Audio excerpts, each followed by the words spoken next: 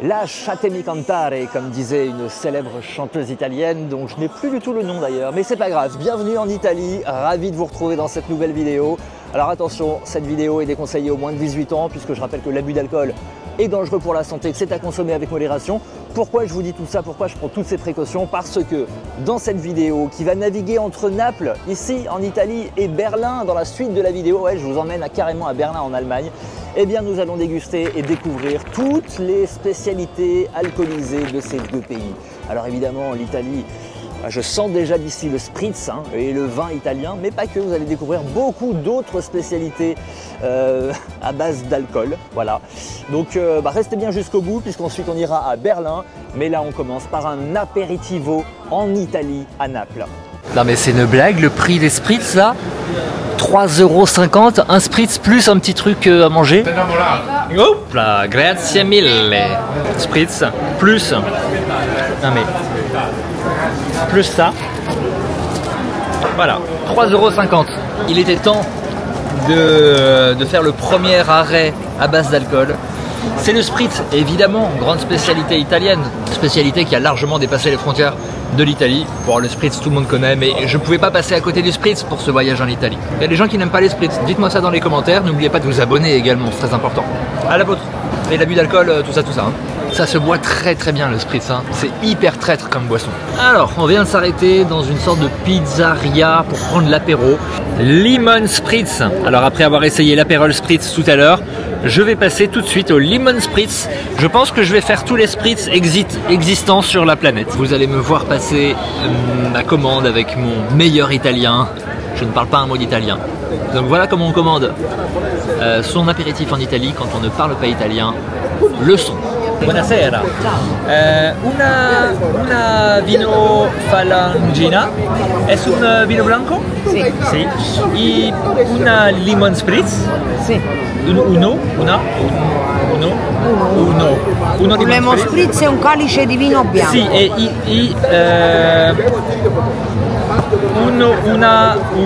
una montanarina. Ok? Senza pizza, no pizza. No pizza pour le moment. Ah, ok. Grazie mille. Et voilà, j'espère que vous avez pris une leçon d'italien. Regardez, quand on commande un vin blanc, ce qui arrive sur la table. Je croyais que c'était une bière en fait à la base, moi. Mais c'est fou, ils ont des toutes petites bouteilles de vin, mais au format bière. Il picote, hein. Je suis pas un très grand amateur de vin blanc, c'est vraiment le... J'aime pas. Grazie mille. Juste una question, est-ce du limoncello à l'intérieur? Limoncello, yes. Limoncello, voilà. Merci, merci. Oh là là, j'ai complètement oublié l'italien. Je l'ai fait en français et il a tout compris. Mais alors vraiment, j'ai complètement lâché l'italien. C'est de limoncello à la place de l'apérol, avec du prosecco et de l'eau gazeuse. En fait, c'est la même chose qu'un spritz, mais juste avec du... Voilà, vous avez compris quoi. Allez, pas mauvais. C'est assez doux en citron. Je pensais que ça allait être un peu plus citronné. Et en fait, le limoncello, c'est doux souvent. J'ai déjà bu un spritz normal, plus ça. À la fin de ça, s'il y a de l'alcool, je suis complète. Vous le verrez dans la vidéo. Alors ça, il va falloir que je goûte à un moment. C'est le Maradona Spritz. Je ne sais pas du tout ce que c'est, mais il faut que je goûte cette spécialité. Parmi les alcools qu'il faut tester ici à Naples, il y a le vin rouge italien évidemment. C'est quand même l'Italie, un des grands pays du vin, et notamment du vin rouge. Donc là on s'est pris une bouteille de vin rouge à deux, voilà, ce soir. Et donc on va goûter ça tout de suite. Ils sont en train d'essayer de déboucher la pizza là juste derrière. Ça fait un petit quart d'heure qu'ils essayent de déboucher la pizza. Ils s'y sont mis à deux quand même pour y arriver. Oh là là, elle est très très fraîche.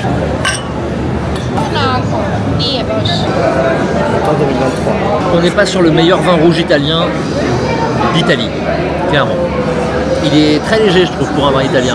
Il n'est pas dégueulasse, franchement il se boit bien. D'ailleurs, je vais vous resservir un petit coup. Je rappelle évidemment que tout ça c'est à boire avec modération. Modération? Non. Non, ça c'était espagnol ça plutôt. Moderazione, comme on dit en Italie, pas du tout. Fin de cette première soirée à Naples. Et comme chaque bonne soirée qui se respecte, ça se termine avec un petit digestif. Et évidemment, qui dit digestif dit Amari Nazionali ed Estereli. Je ne sais absolument pas ce que ça veut dire. Je pense que c'est une sorte d'amaretto, donc un alcool à base d'amande. Ça coûte 6 € quand même. Hein. Voici donc un verre d'Amari Speciali. Je ne sais pas ce que c'est. Je ne sais pas du tout de quel fruit ou de quelle noix ou de quoi il s'agit. Je n'en ai aucune idée. Eau gazeuse, Amari Speciali.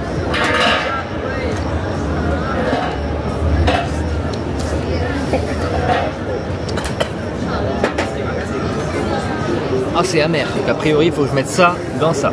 Soft. Histoire d'alléger un peu le truc, parce que ça c'est d'une amertume, c'est limite buvable.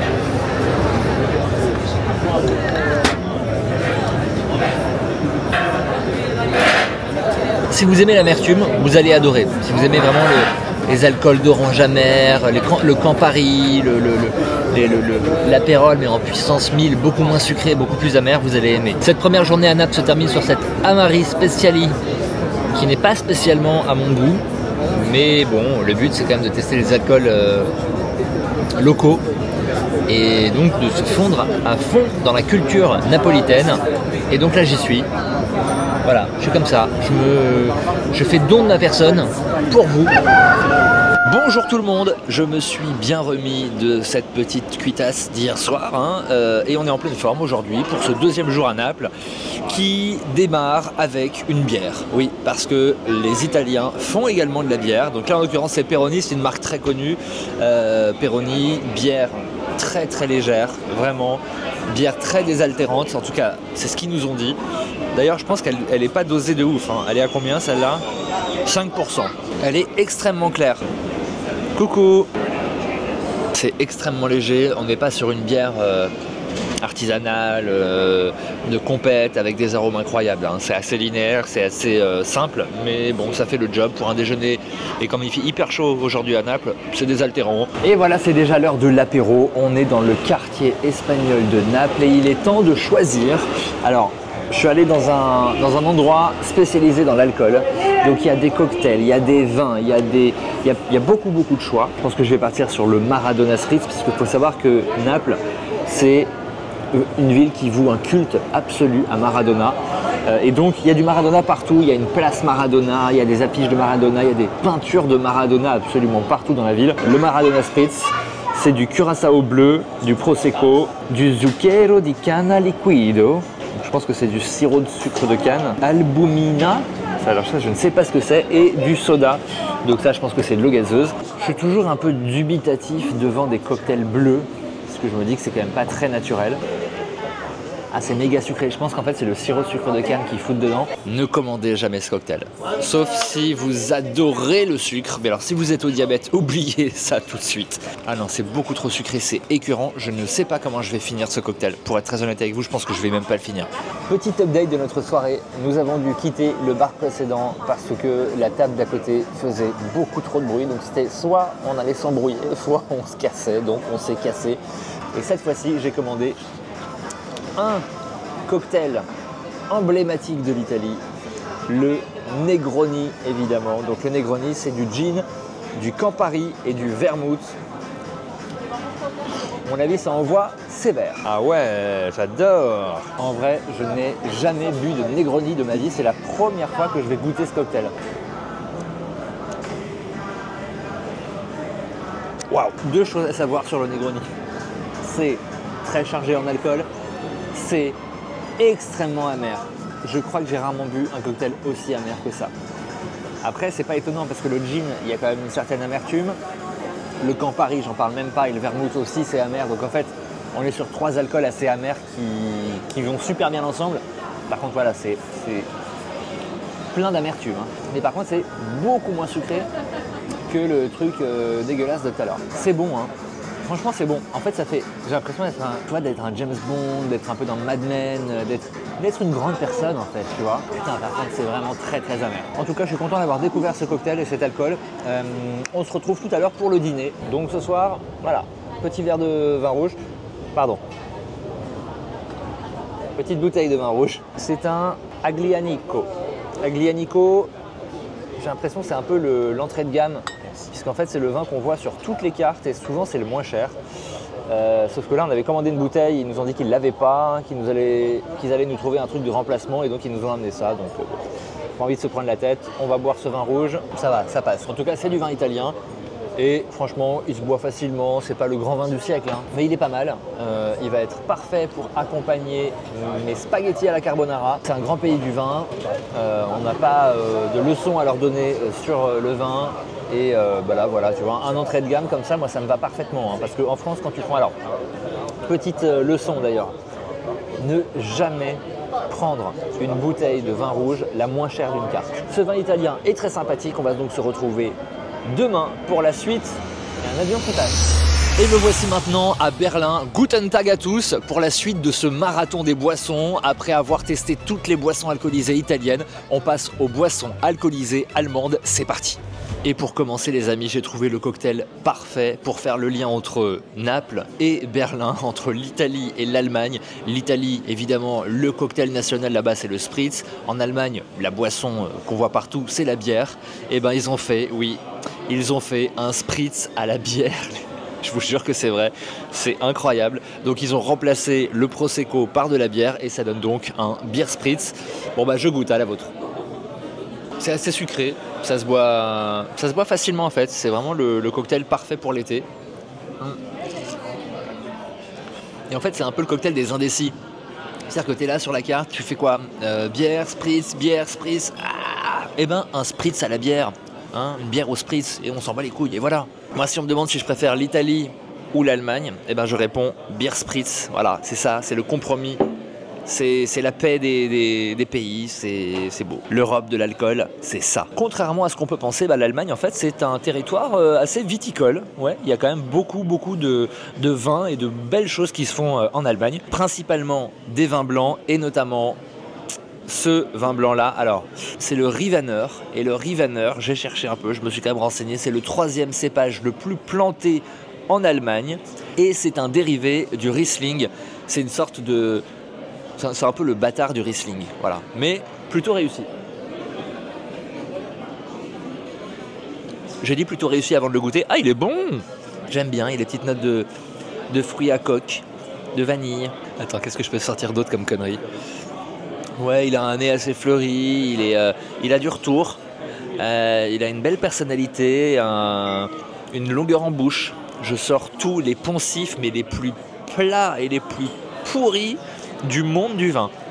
Si vous regardez cette vidéo et que vous êtes vous-même viticulteur, vigneron, œnologue, lâchez-vous sur les commentaires, allez-y, insultez-moi. Je viens d'enchaîner quand même de la bière et du vin blanc.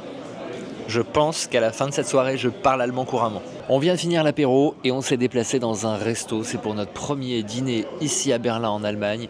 Et qui a dit qu'il n'y avait pas de vin rouge en Allemagne? Faux. Il y a du vin rouge. Alors après, est-ce qu'il est bon? Ça, c'est une autre histoire. Il y a du vin rouge en Allemagne. Voilà. Après, c'est pas pour rien si vous entendez jamais parler du vin rouge allemand. Il est un peu sucré, je trouve, en fait. Il est très sur le fruit ou très... je sais pas. Il manque un peu de puissance, je trouve. C'est pas le vin rouge à apporter à un grand événement auquel vous êtes invité. Ne venez pas avec une bouteille allemande. Hein.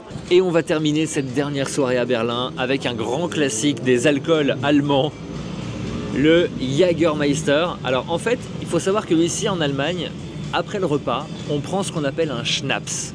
Le Schnaps, ça décrit toutes les eaux de vie. En fait, pour nous, ça se dit digestif, mais chez eux, ça se dit Schnaps. Et parmi les Schnaps célèbres, parmi les digestifs célèbres en Allemagne, il y a le Jägermeister. Alors, vous voyez, ça se sert comme ça dans un petit verre à shot qui est glacé. Et le Jägermeister, je ne vais pas faire la présentation, évidemment, vous connaissez, c'est un alcool qui est quand même très répandu en France. C'est un alcool qui est herbacé. Moi, je connais très bien. Ça se sirote. Ça ne se boit pas d'un coup, ça ne se boit pas comme un shot. Donc bah, on y va pour la découverte du Jägermeister que je connais très très bien. Trop même.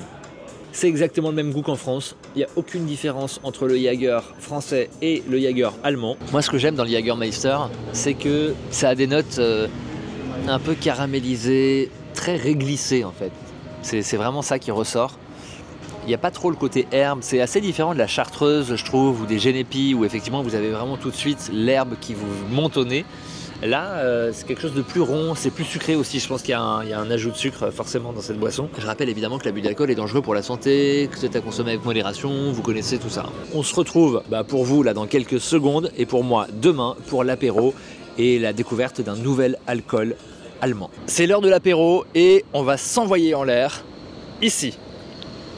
On va monter tout en haut de cette tour, c'est la tour de la télévision allemande, pour aller boire quelques cocktails et quelques spécialités allemandes. On y va! Je déconseille ce lieu à ceux qui ont le vertige. On est à 203 mètres d'altitude, autant vous dire que si vous avez le vertige, vraiment n'allez pas là, regardez les images, elles sont incroyables, donc vue à 360 sur Berlin.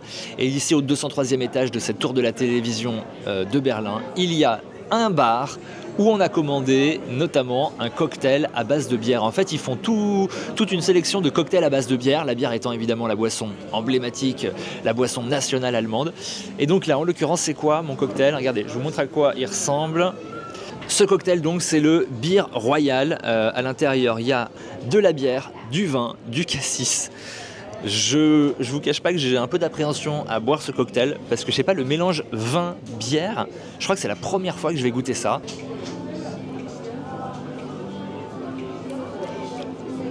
C'est hyper étonnant. C'est un goût que je ne connaissais pas, que je n'ai absolument jamais goûté dans ma vie. Mais en fait, ça marche très très bien. C'est incroyable. Je m'attendais vraiment à tout sauf à ça. Donc le mélange entre la bière, le vin et le jus de cassis, c'est un banger. C'est incroyable. C'est assez sucré. C'est en même temps un peu amer. Il y a un côté un peu caramélisé. C'est très étonnant. Ça chauffe un peu là, mais en même temps, c'est assez doux.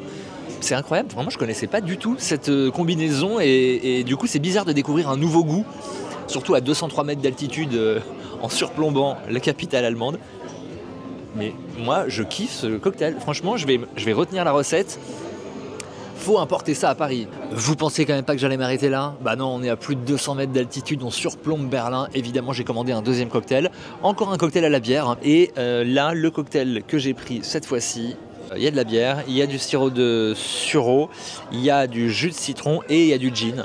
Et il y a une petite branche de romarin, comme chez ma maman. C'est trop mignon. Alors, très très différent, rien à voir. Je crois que je préfère l'autre, étonnamment, oui. Oui, je préfère le premier cocktail avec du vin et de la bière mélangée.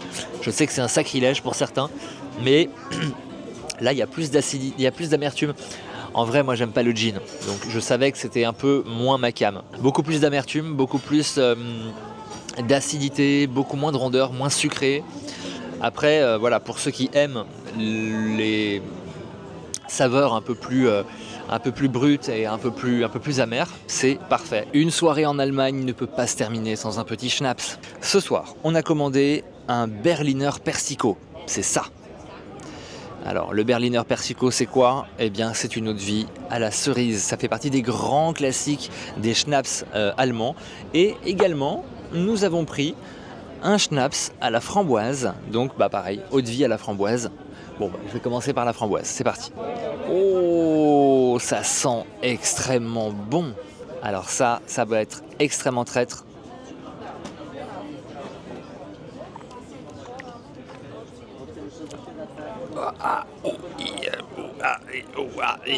Wunderbar.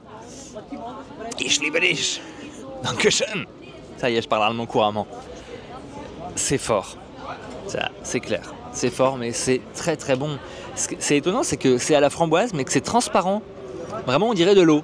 Et nous avons enfin l'eau de vie de cerise. Grand classique donc des schnapps allemands. Oh putain. Oh maman. Alors ça c'est ma came à mort. C'est ma came à 200%. Moi, ce que j'aime dans les eaux de vie de fin de repas, c'est quand c'est un peu sucré, que ça rappelle un peu le dessert, que ça sirote. Ah, j'aime trop, c'est bon. Ah, c'est bon cette merde, ça coûte 4,20 €, mais alors ça les vaut à 200%. Je me rends compte que depuis le début de ce séjour à Berlin, j'ai pas bu une bière juste simple, une bière normale, pas aromatisée ou pas en cocktail. Le restaurant s'appelle Joseph Roth Dill. Le cadre est génial. Moi j'adore ce genre de lieu hyper authentique, avec des boiseries partout. Et voici à quoi ressemble la pinte de bière. J'adore. C'est servi dans un verre comme ça qui est pas transparent, donc on voit pas, mais je sais pas, ça a un côté encore plus authentique, ça rajoute, je trouve, du charme au lieu. Pourquoi les Allemands boivent-ils autant de bière? C'est vrai que c'est vraiment la boisson nationale dans ce pays. Ils ont même une fête de la bière tous les ans qui s'appelle l'Oktoberfest. Et en fait, la bière, il y a quelques siècles, elle était considérée plus sûre que l'eau. Oui, parce que l'eau était un petit peu... l'eau était un petit peu polluée ou elle était un peu trouble parfois, alors que la bière, elle était nickel. Donc la bière était considérée comme sûre, comme nutritive, comme calorique. Elle était même recommandée pour les jeunes enfants. Bon, vous me direz, en France, nous, on donnait du vin aux jeunes enfants, donc on va pas leur faire la leçon. En tout cas, voilà une belle adresse si vous voulez déguster une bonne bière accompagnée par un bon repas. Bon, la bière, je l'ai goûtée. Moi, la mienne, celle que j'ai commandée, elle est super simple, elle est accessible, elle n'a pas trop de personnalité, elle est parfaite en fait pour accompagner un repas, mais vous avez beaucoup de bières disponibles ici. Donc retenez cette adresse, ça s'appelle Joseph Roth Deal et c'est à Berlin. Et nous, on se retrouve tout de suite pour une autre spécialité alcoolisée. Je sens que je vais me faire détester de tous les vignerons de France, de tous les gens qui aiment le vin, parce que je vais tester, mesdames, messieurs, dans quelques secondes, un Weinschorle. De quoi s'agit-il ? Il s'agit, accrochez-vous, vous n'êtes pas prêts. Il s'agit d'une boisson légèrement alcoolisée qui est préparée en mélangeant du vin rouge ou blanc avec de l'eau gazeuse dans des proportions égales. Voici la bête. Donc là, on a 50% de vin rouge, 50% d'eau gazeuse. Je sais, j'ai honte un petit peu en tant que Français, mais bon, il faut tester tout ce qui se fait ailleurs, il faut donner de sa personne.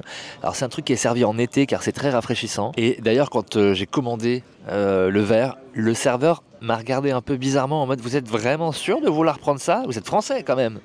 Donc bah oui, parce que je suis un aventurier du goût et j'ai envie de découvrir ça.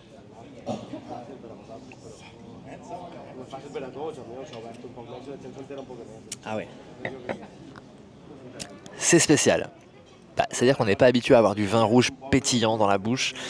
En plus, du coup, le vin rouge est complètement dilué dans l'eau, donc c'est beaucoup plus léger, c'est beaucoup moins fort. Après, c'est pas mal finalement. En été, je trouve que c'est un bon compromis. J'ai honte de dire ça, j'ai tellement honte. Alors, je peux pas dire que je valide, parce que je reste français et que pour moi, toucher au vin, c'est difficile. Mais bon, regarde, il y a bien la sangria en Espagne où ils mettent un peu tout dans du vin. Pourquoi pas? Moi, je dis pourquoi pas, moi je suis ouvert. Donc ça, c'était pour la version rouge, mais il y a également la version blanche. Pareil, vin blanc, 50% de vin blanc, 50% d'eau gazeuse. Alors bizarrement, je trouve que ça passe beaucoup plus avec du vin blanc. Ouais. Je sais pas pourquoi, sûrement parce que en fait, le vin blanc, t'as quand même l'habitude de boire du champagne ou du vin mousseux qui est quand même du vin blanc à la base, pétillant. Là, ouais, non, là ça passe. Franchement, ça passe beaucoup mieux que le vin rouge. C'est vrai que toucher au vin rouge, c'est plus compliqué. J'ai donc testé cette magnifique spécialité allemande qui répond au doux nom de Weinschorle. Et bien voilà les amis, c'est sous une légère pluie à Berlin que se termine cette vidéo et je pouvais pas vous quitter évidemment sans un dernier schnapps, car une soirée sans un schnapps, ce n'est pas une vraie soirée. J'ai commandé un schnapps, donc une eau-de-vie de noisettes, et ça sent trop bon. Ça a un peu l'odeur du Kinder Bueno et ça me donne trop envie, donc on y va, on goûte. Oh là là, oh c'est traître. C'est traître parce que c'est très fort, c'est très puissant en alcool, mais ça a un petit goût de noisette qui vient enrober le truc, c'est hyper gourmand. On a vraiment l'impression d'avoir une sorte de... Vous voyez l'intérieur des Kinder Bueno, et c'est ça, mais en version alcoolisée, et c'est incroyable. J'espère que cette vidéo vous a plu, n'oubliez pas de la commenter, de vous abonner si ce n'est pas encore fait, et puis on se retrouve très vite pour une prochaine vidéo. Ciao!